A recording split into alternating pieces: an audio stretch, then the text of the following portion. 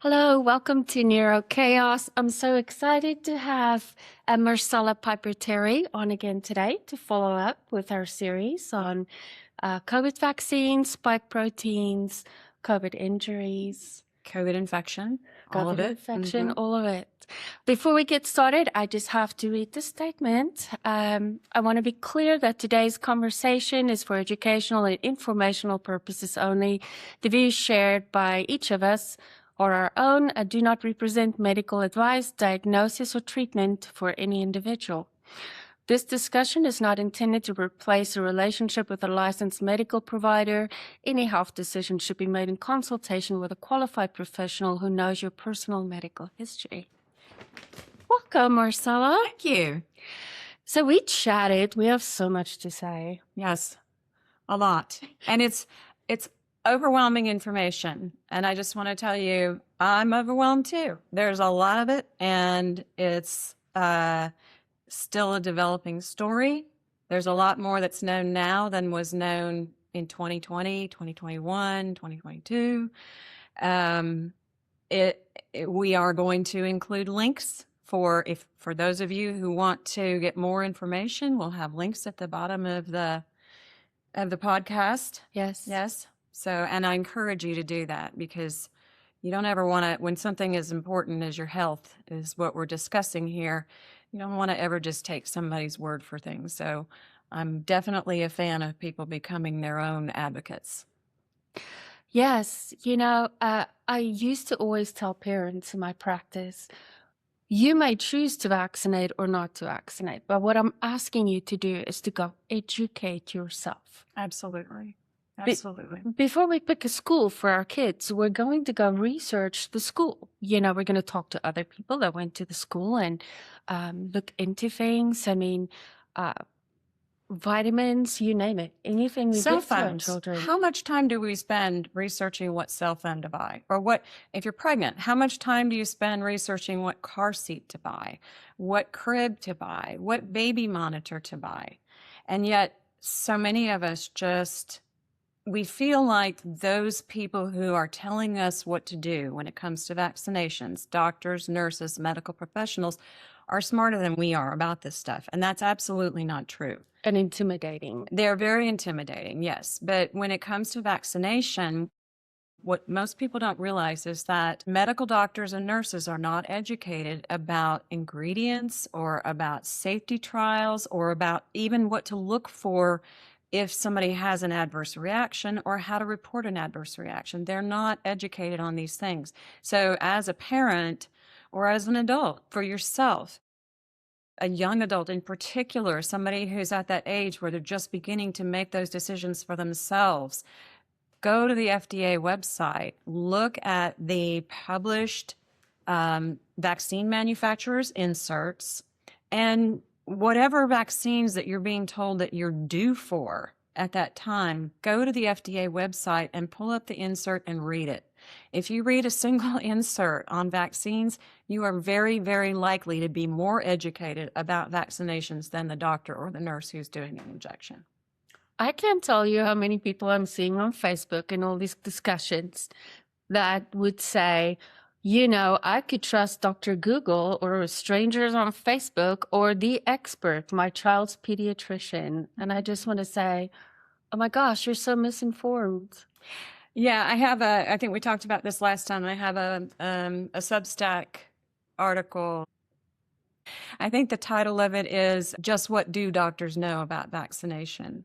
And it turns out not much. And that Substack article was based on, it started after I had asked the question of Dr. Rachel Ross, who used to be on the TV show The Doctors. Mm-hmm. She was the beautiful African-American woman with the long blonde hair. She's a sexologist. She has an MD and a PhD. She's brilliant. And she was in the film Vaxxed, the first one. But she was at a premiere of the film, and we had 1,000 people in the audience, and somebody passed me the microphone because they knew who I was, and I was like, give me that mic. And they gave it to me, and I asked her, I said, can you please tell us, as an MD, as a physician in training, you were training to be a physician who's going to be administering vaccinations. Just exactly what were you taught? Were you taught about ingredients? Were you taught about this, how they're trialed, the clinical studies? Were you taught about reactions? Were you taught about VAERS? What were you taught as someone who was going into medicine and preparing to give vaccinations? And her response was, she said, honestly, they don't teach us about the ingredients. They don't teach us about how they're studied. They don't teach us about reactions. They teach us, here's the schedule, here's how you do it, don't deviate from the schedule, and that's it. And vaccines save lives. Vaccines are the miracle of modern medicine. They save lives, and you just do it. And then she went on to say, just spontaneously, she said, honestly, because this was a group of 1,000 parents of vaccine-injured children. Mm-hmm. And she said, honestly, looking at all of you out here, I feel like an ass. We were just blindly following with no data, just doing what we're told. And when you consider, she went on to ask, she asked if there were any other doctors in the room, and she was like, we're overwhelmed. We're so busy. We don't, if you begin to go down this rabbit hole and you begin to even look into it, the amount of time and the energy that they have to expend to learn about something that is so contrary to everything that they were fed over and over and over again in medical school, it requires a complete paradigm shift. And that kind of paradigm shift is like turning around a jumbo jet, or It's frightening. It's terrifying, because then, and she said that, and then you have to think about and come to terms with the damage that you potentially caused. I have another friend who, Oh, that's a whole other can of worms. yeah. I mean, how many it's babies really, did I harm? exactly. A friend who's has a child who was very severely injured by vaccines and diagnosed with autism, severely autistic, and calculated based on the number of pediatricians in the United States and the rate of autism in the United States, which is probably not an accurate calculation, because not all autism is vaccine induced. But in my friend's calculation, he came up with the number of about 40, that basically every pediatrician in the United States is responsible for at least 40 cases of autism. And when you start thinking about that, and that, yeah, no data, just doing what I was told, I mean, that really is like, that's not a defense, It's really not a defense. It's so hard for me. I always would like to think I would always research anything to death before I recommend it to my patients. But then, there for a while, I was liking methylene blue. And turns out that's not a very good thing to give people. So I think we can be wrong. I think the ultimate crime is refusing to stop and say, after you've had a few cases. Because surely that night you have a mom calling you and saying, hey, baby's not doing all right. And then you have a SIDS death a few days later. Right. Somewhere in the back of your mind, you must begin to wonder, is there a link? And then do you keep going? I don't know. It's not, and because we have so many people post-COVID, so many people who are really talking about vaccine injury and sharing the stories of what has happened, not only to them, but to their children, and not just with COVID vaccines, but with the whole childhood schedule thing. That's another thing we can talk about. But, at this point in time, when my daughter was injured, I had just barely gotten a computer. There was no Facebook. There was no social media. There weren't people. I never heard of vaccine injury at that time. And I went through masters in psychology and trained on autism, and, so many things that I did not know and didn't even know to ask. But now, at this point in time, anyone who is choosing not to look is participating in willful ignorance. It's willful ignorance. It's not, I'm not. I agree. It's there. All you have to do is look. You just have to go do your research and Right. not just blindly trust like a sheep. Yes, exactly. Yeah. So let's tackle spike protein. Spike protein. And we decided to hit on that because there are so many different camps. You know, there are the COVID was never real, there are no viruses, COVID was made up, to COVID was very real, we're still wearing masks. We got all our vaccines and boosters. Yeah. I never got vaccinated I did not for either. COVID, for anything in my life. Yeah. And I got COVID, what we lovingly refer to here as Charleston COVID, because I was in Charleston at a conference. And you brought it home. I brought it home, and it was a super strain, let me tell you. I was down 9 days, and I don't get sick. So I got very sick. Not enough to be hospitalized, but a lot of people got very sick. Lost my smell for a long time. But still, I do not regret not getting Let me the ask you, did vaccine. you have ivermectin at that time? I did not. You did not. Okay. You couldn't get it. It was in the midst of it. If you said ivermectin, men in SWAT vests tackled you. Okay. Well, I probably had a leg up on you there because I knew where to get it. Yeah. And I also got COVID. I'm non-vaccinated. I did get COVID. My husband and I got COVID. I think the first time we got it was in January of 2021, maybe 2022. It was a while after, we got the Delta strain first. Yes. And I was sick for 5 days. I was a little bit weak after that. Never went into my lungs. Never, we did have ivermectin. We went to, and this is, and I don't know if we talked about this before or not, but let's talk about those PCR tests just for a second here. There's in those ones you do at home. Yeah, that's the one. No, not at home. This is when they were sticking them up into the top of your brain, up through the nose. And I never would have done that.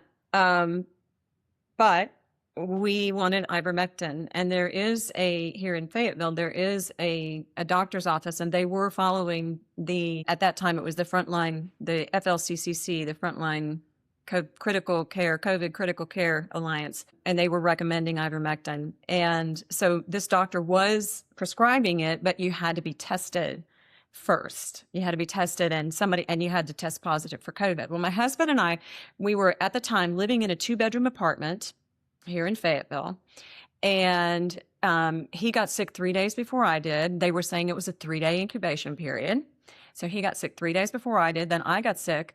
And so we called this place and we said, want to come in. And everything was done in the parking lot, and they were doing IV vitamin C's in the parking lot. And it was crazy days. It was crazy. But we went and we sat in the car and they said, okay, well, we have to test you. I was like, okay. So they tested us. My husband tested negative for COVID, negative for influenza B, and positive for influenza A. I tested negative for influenza A and positive for influenza B and COVID. So between the two of us, we tested positive for all three, but neither one of us for the same thing. We were sleeping in the same bed. It was so bogus, just bogus. So that was that experience. But anyway, we got ivermectin. I mean, ivermectin is pennies a dose, which is why it was one of the reasons why it was kept from us.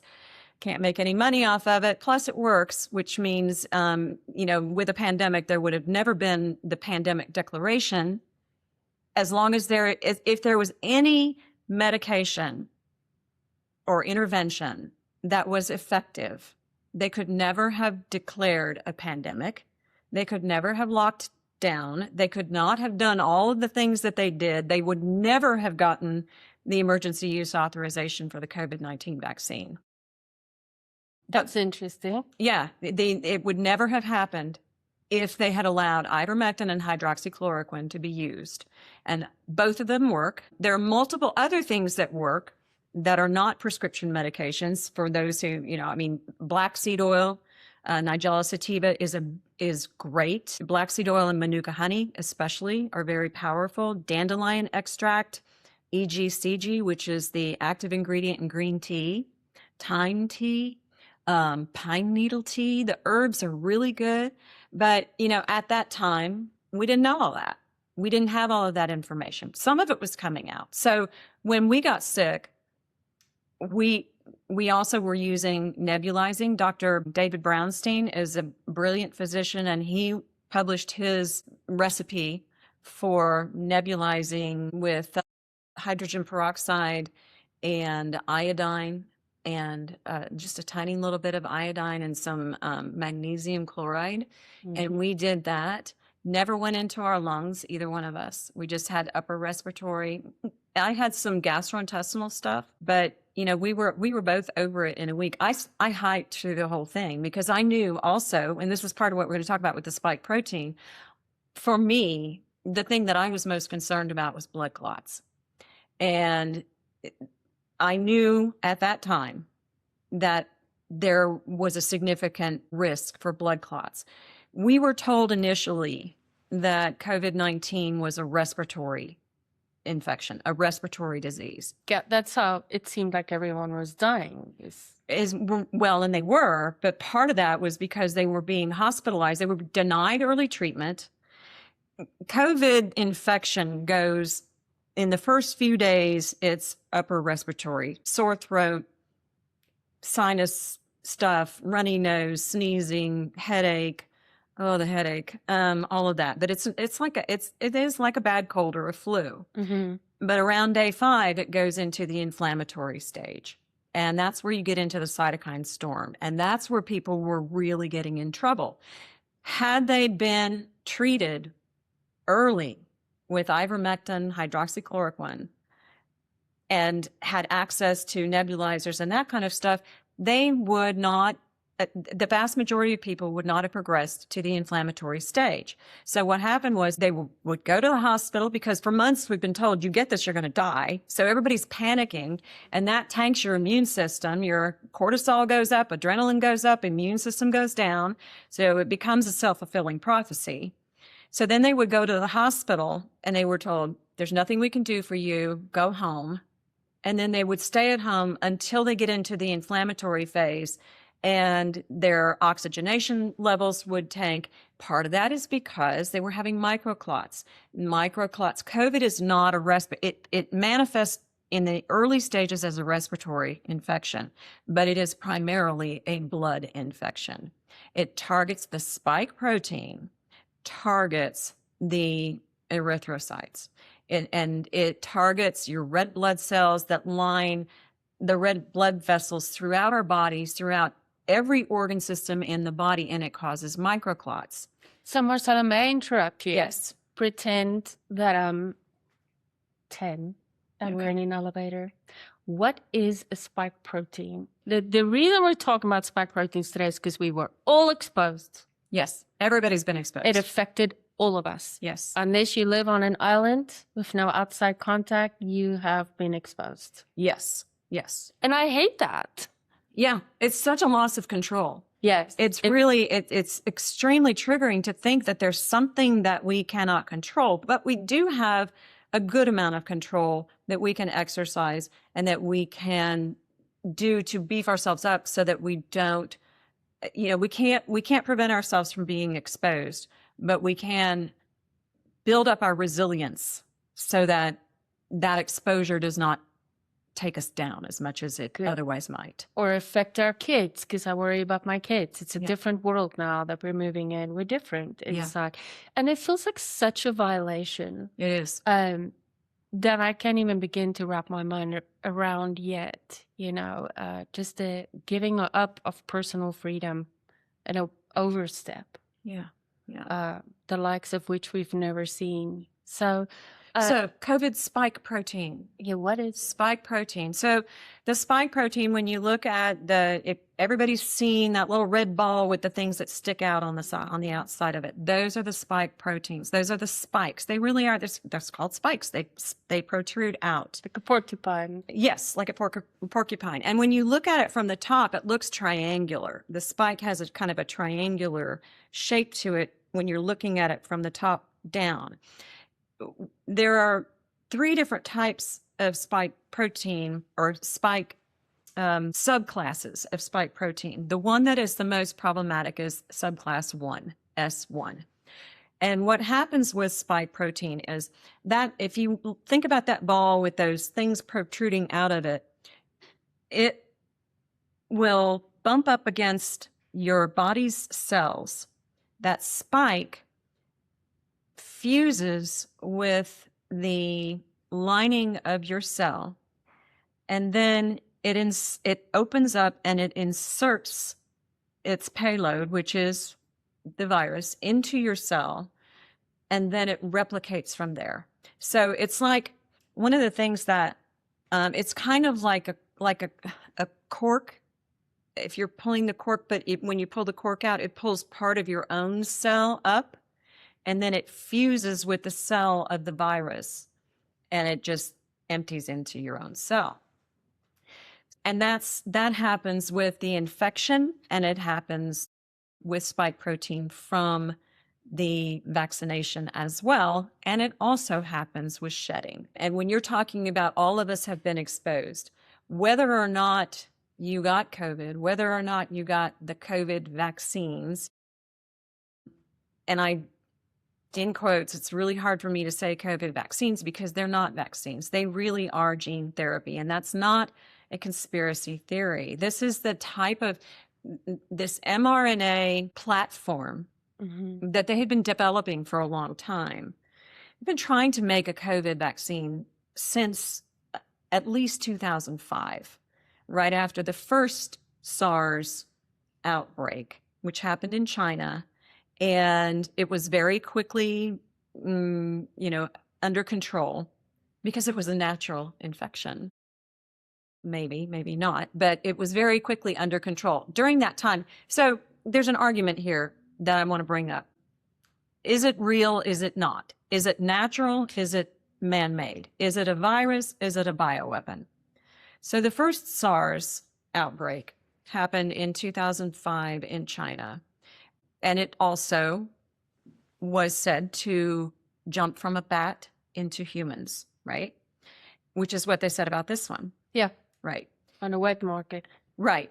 So with the first SARS outbreak, there were multiple cases of people who developed SARS, but there was a progression from the bats to people. It didn't suddenly become infectious in people. There was some people that would get it and then they would not, but they couldn't infect each other.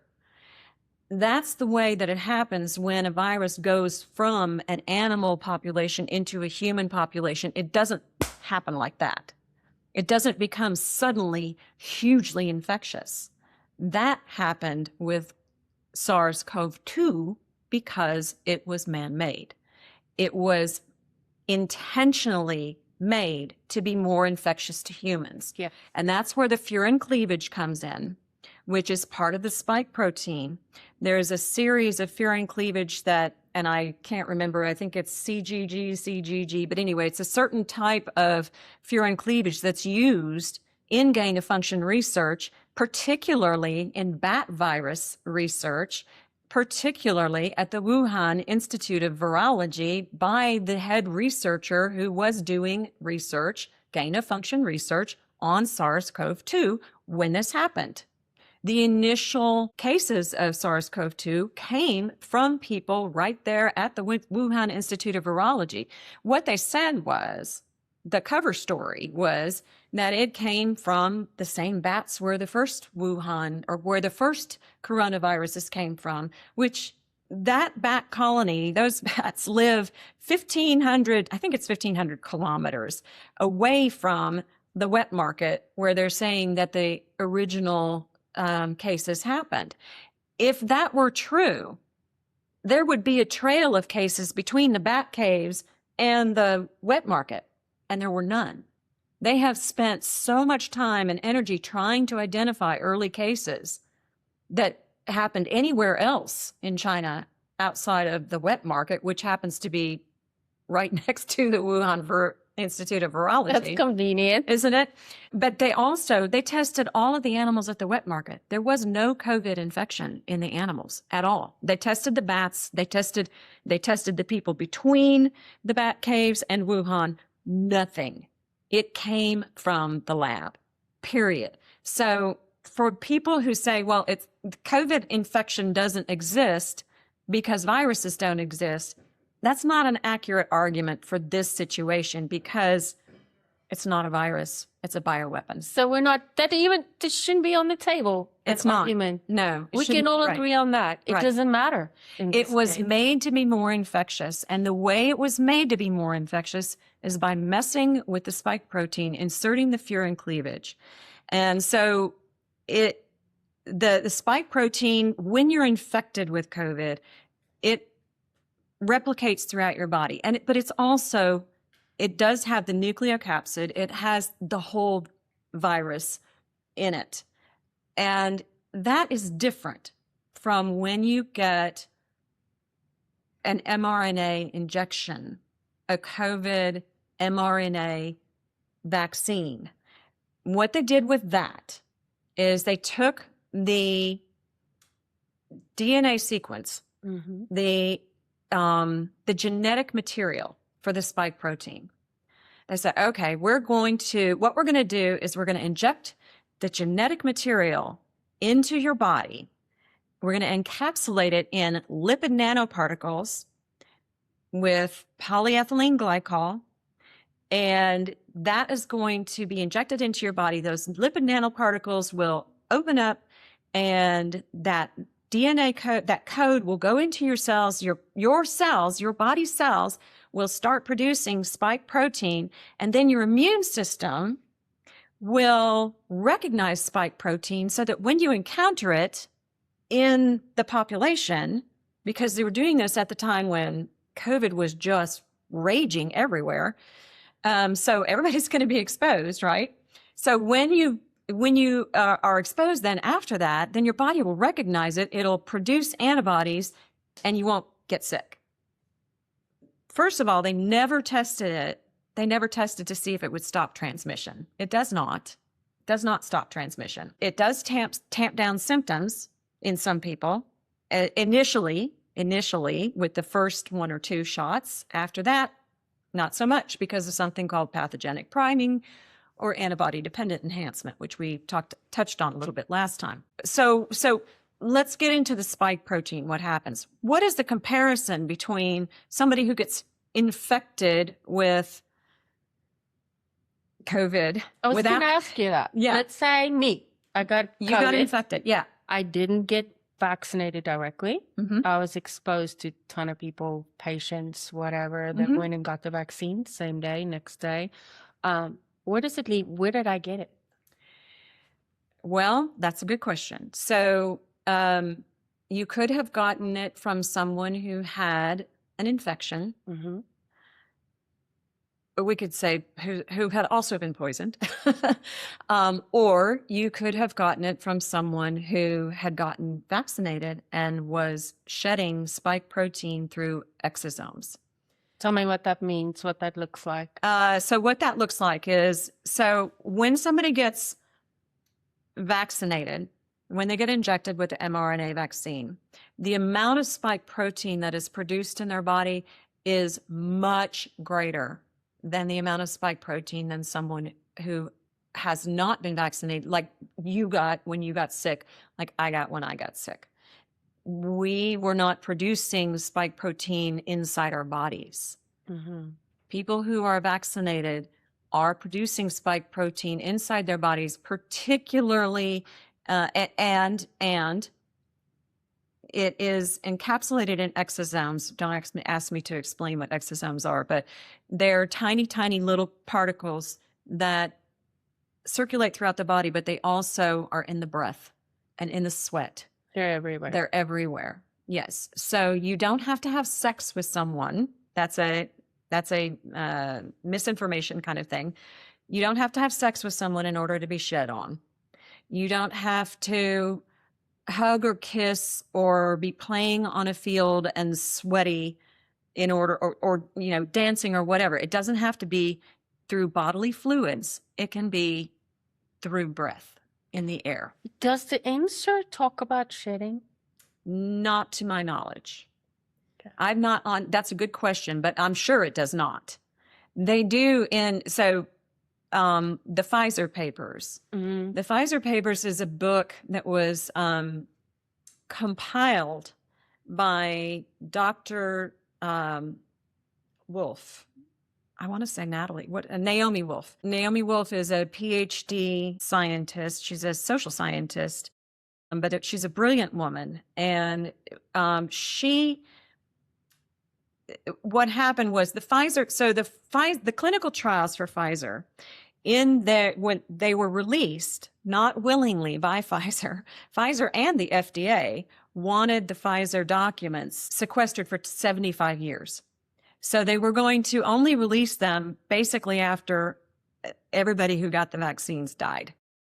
So nobody could have any information about what the clinical trials said. ICANN Decide Network and Informed Consent Action Network and Del Bigtree's group. And they, through Aaron Siri, they did a FOIA request and they sued. They sued and they won the lawsuit. And so they forced Pfizer and the FDA to release the documents. When the documents came out, there was so much information.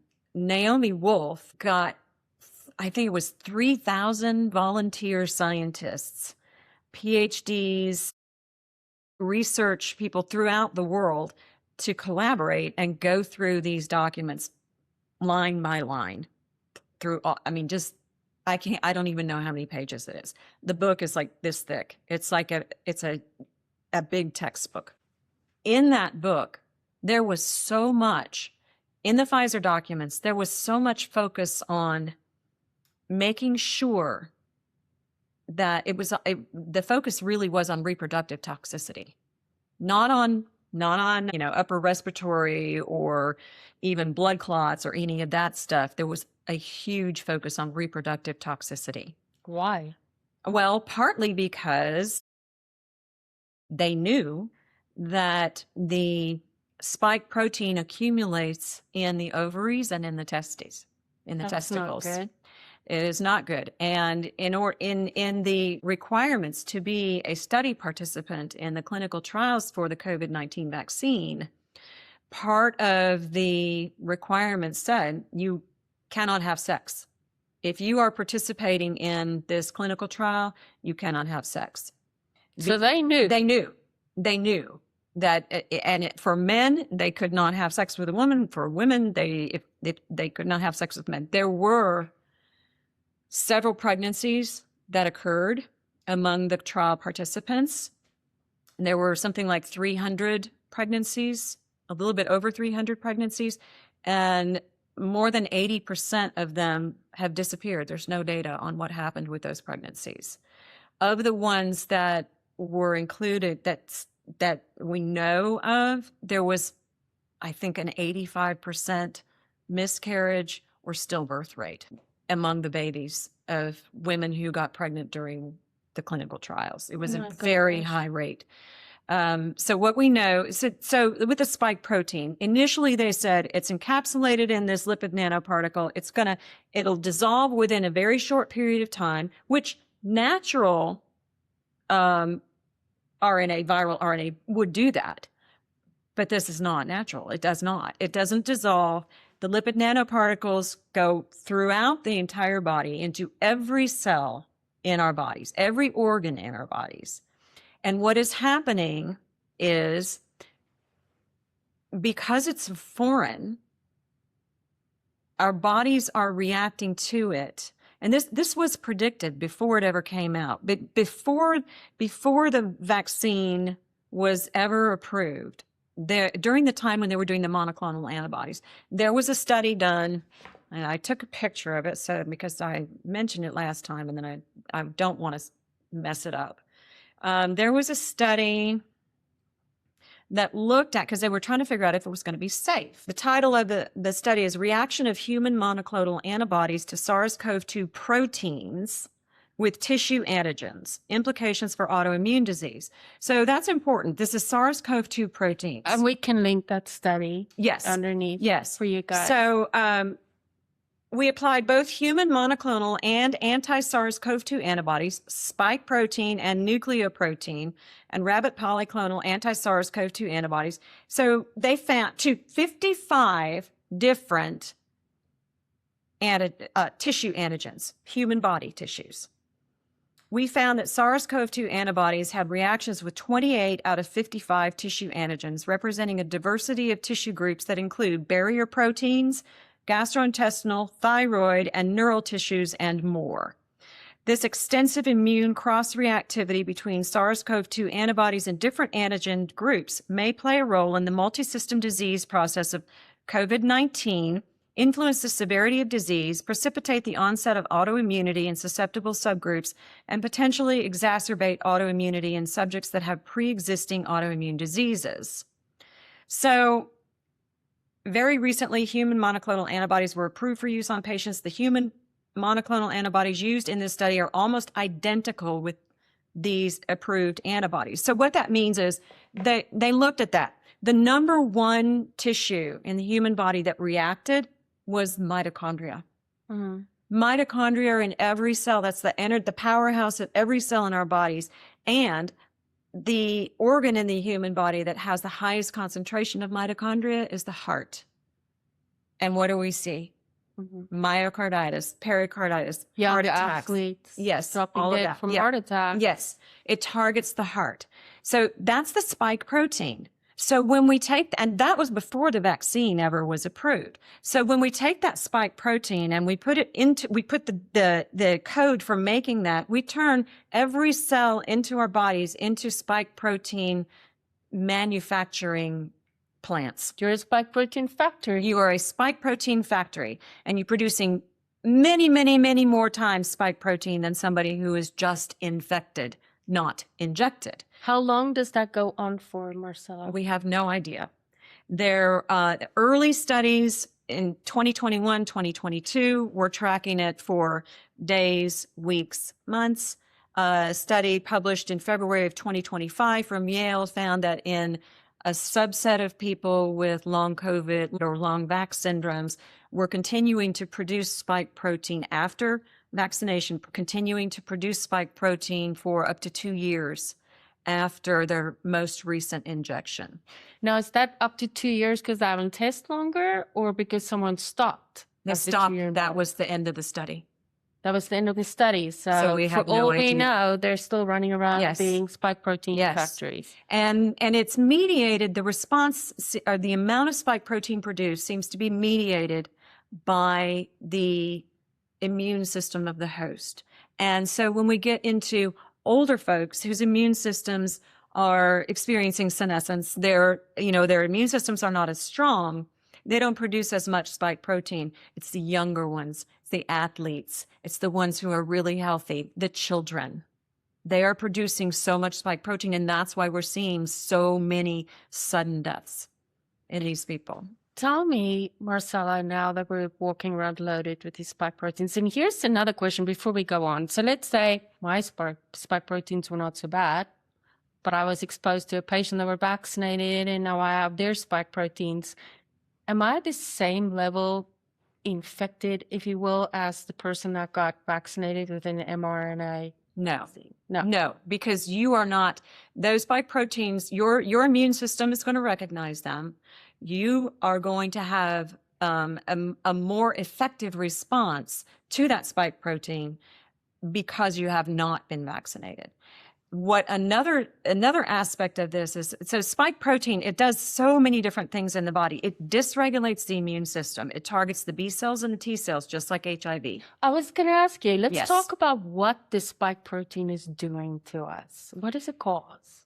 It causes uncontrolled inflammation throughout the body. I hear that, and I think cancer. Cancer, so with the cancer issue, there's multiple things going on. There is an SV40 promoter in the vaccine.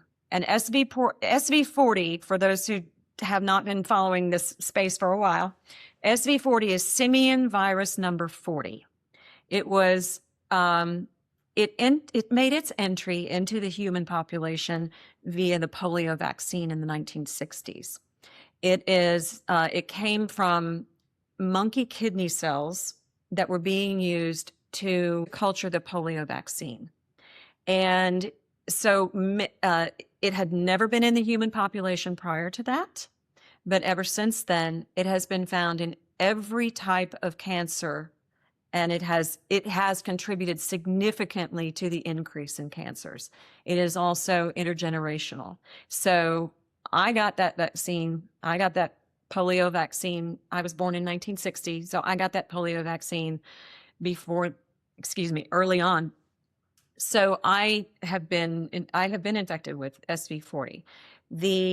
And my children also have it from me. Anybody who got that polio vaccine has been infected with SV40, and it may be in other vaccines. I don't know, but I know it was in the polio vaccine.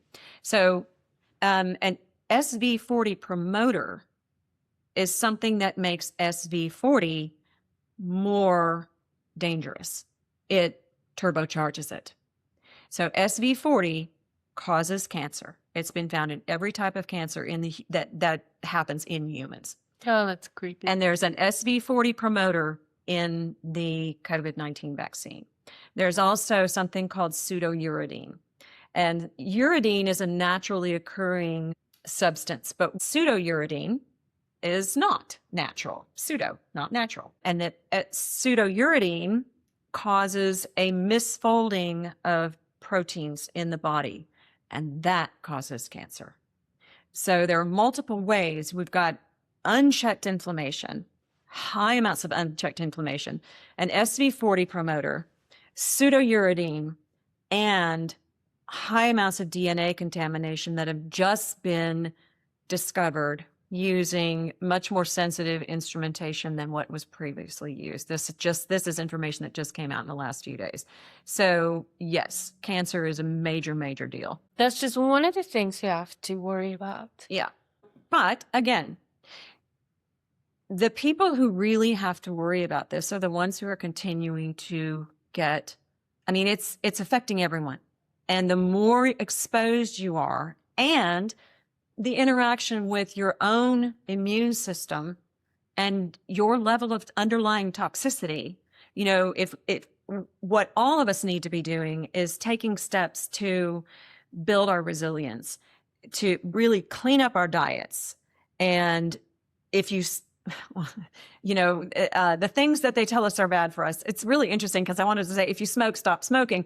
But then we get into the nicotine receptor stuff, right? Yeah, really interesting. And I'm not promoting smoking at all, but it really is true that, the people who smoke tended to have less severe COVID infections in general, and that's because that's because of the way that the spike protein targets the nicotinic acetylcholine receptors, and so low doses, not high doses, but very low doses of nicotine, as in the really low dose nicotine patches. There's a definite scientific based reason why that works. Because the cholinergic receptors have been targeted by the COVID spike protein. So that's part of it. But, we all need to be really exercising, moving, hydrating, doing all of these things to boost ourselves up. And make your immune system stronger. And Yes. that was going to be my next question is, okay, so we're now where we are. I would personally like to bitch slap a lot of people at Pfizer, I cannot tell you what it does to me because I'm the mother of 2 young athletes, 4 athletes. My boys are older, 18 and 17. They're very serious about baseball. But you hear about these kids playing football or soccer or whatever and just dropping dead from a heart attack. So the ones who, when that started right after the rollout, right after all of the professional football teams, soccer teams, professional athletes throughout the world, they were forced to take the COVID vaccines. Those who did not take them, Aaron Rodgers, gosh, who else Was it was tennis stood up? player? Yes, yes, Let him- yes, Djokovic. Yes. Yes. Those, they were ridiculed. But they stood up and they said, no, I'm not doing this. But the ones who it goes back to, you've been injected, you become a spike protein producing factory. Your body turns on itself because just the whole premise of injecting in the first place to produce spike protein was so that your immune system would target that spike protein. What it's doing is it's targeting the cells that are producing the spike protein. The immune system is turning on itself. And we have all kinds of autoimmunity, all kinds of uncontrolled inflammation throughout every part of the body. The places that seem to initially have the highest concentration of spike protein is the spleen, which it has everything to do with the red blood cells, and the liver, which has everything to do with how we detoxify, how, I mean, you can live without your spleen, but you cannot live without your liver. But it targets every organ system and every cell in the body. So what do we do? Marcella, or just SOL now? We're not SOL. We're not SOL. Thankfully, a lot of people, the amount of people who are continuing to partake of the mRNA vaccines. I don't think they're listening to this podcast. No, they by won't. the way. No, they're not. But the That's amount not of people, our target audience. yeah, not our target audience. The amount of people who the vaccine uptake has dropped way, way, way down. It's no longer, thank God for RFK. It is no longer on the schedule as recommended for anyone blanketly. It's not recommended for pregnant women as a blanket recommendation. It's not recommended for children or infants. It's not recommended for young people. It is no longer recommended. It has become what they call mutual decision making, shared decision making. So if you want a COVID vaccine, you can get one. You can go to your doctor and say, I really want a COVID vaccine. And your doctor will say, yes, let me give you one. Insurance will still pay for it. But it's not, people who want it will still get it. But the number of people who are continuing to do so is very small, which means the amount of spike protein that we're being exposed to in the environment has dropped way down. So we're not in that phase. Where we are now is nowhere like where we were in 2021. No, 2022. it's a different climate. It's very, very different. And we know so much more now. I mean, I do take ivermectin and I don't take it every day. A lot of people are taking it every day and they're sharing their stories and they're having amazing things. It's being used. Part of the reason why it was kept from us is because ivermectin has antiviral, antibacterial, anti-cancer. What is it made from? It's a soil microbe that was discovered in Japan in I think the 1980s. It won the Nobel Prize in medicine. I did not know that. Yes, it won it won the Nobel Prize in medicine. It's been on the World Health Organization's it's been on the World Health Organization's list of essential medicines for decades. It is pennies a dose. And people, if you look at the places throughout the world, many places throughout the world, it's so, for example, in Mexico, okay, I have a friend who goes to Mexico. She doesn't go for a vacation. She just flies down there, gets off the plane, buys a bunch of ivermectin, goes to the vending machines in the airport, buys a bunch of ivermectin and hydroxychloroquine, gets back on the plane and comes back to the U.S. And it's so cheap. It's so cheap. And that's, part of the reason they didn't want us to have it. It's out of patent. It's a great medicine for a lot of things. It helped. I mean, it's just, I posted an article on Facebook the other day, maybe 3 or 4 days ago, about ivermectin, and it was published in 2017. Antiviral, antibacterial, anti-cancer. They knew this. They knew it. But if you said ivermectin during COVID, horse paste, you might as well have gone to Whole Foods without your mask on. It's public shaming. Public shaming, yes. Well, I'd rather be publicly shamed than going along with something because I'm afraid of what other people say. Amen. You and I were made the same. Yeah. Something inside me just always turns against the herd. You know, if everyone's heads are turned this way, I gotta look Yep. left just a few times at least. Yeah. Yeah. And, you know, I mean, if something is truly that good for us, why do they have to force us to take it? Why does it have to be mandated? The reason it was mandated and forced has nothing to do with our health. The Zero. other part of that thing is, so I want to talk about IgG4 for just a second and pathogenic priming, also known as antibody-dependent enhancement. The immunoglobulins, immunoglobulin 1, 2, 3, 4, IgG 1, 2, 3, 4. It's part of the immune system. It has to do with how we react, how our immune system reacts to threats. Mhm. And so what we want when we've been exposed to something that is a true danger signal to our bodies, we want IgG 1 and 3 to go up. With the first, what the research has shown is that with the first and second, in some cases, more cases, but with the first mRNA vaccine, 1 and 3 go up.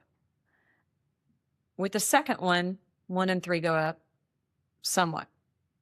Beginning with the third one, the first booster, 1 and 3 start coming down. Those are the ones we want. Those are our sentries. Those are the ones we want on guard. They're watching. They're doing their job.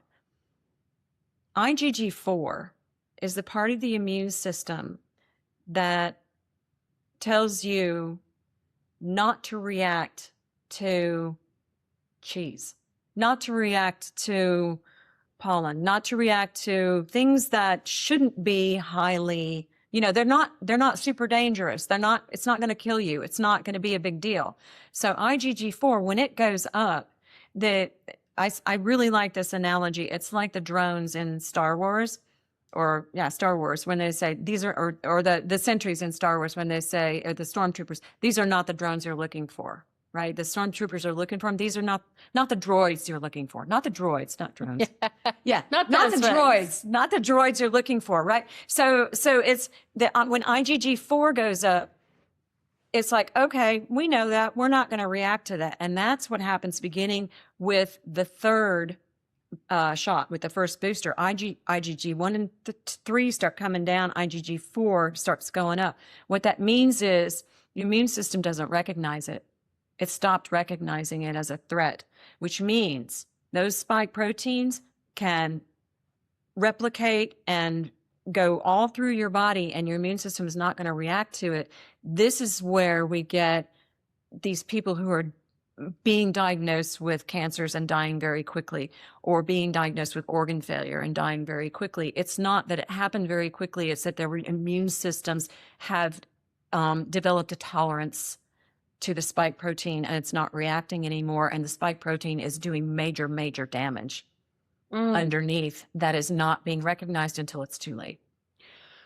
So what I got out of all of this is knock it off with the boosters. Knock it off with the boosters. That's my choice for me.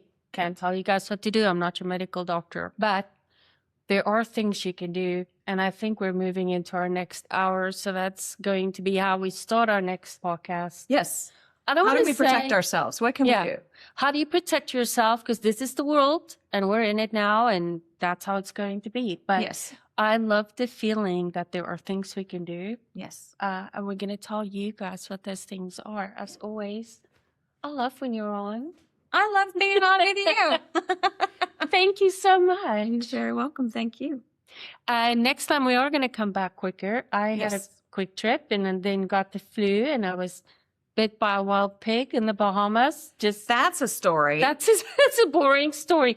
Don't swim with pigs. Don't swim with pigs. Anywhere. They're not meant to swim with us. So don't do it.